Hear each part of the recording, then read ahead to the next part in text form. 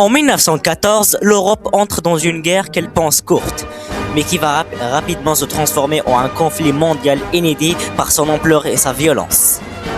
Tout commence le 28 juin 1914, lorsque l'archiduc François Ferdinand d'Autriche est assassiné à Sarajevo.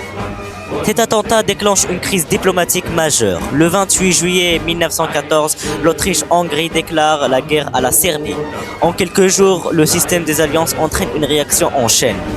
Depuis août 1914, l'Allemagne déclare la guerre à la Russie puis à la France avant d'envahir la Belgique pour appliquer le plan Schlieffen. Cette violation de la neutralité belge pousse le Royaume-Uni à entrer en guerre.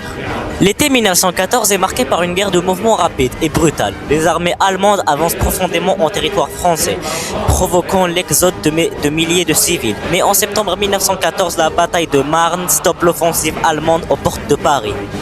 À l'automne, les deux tentent de se contourner lors de la course à la mer.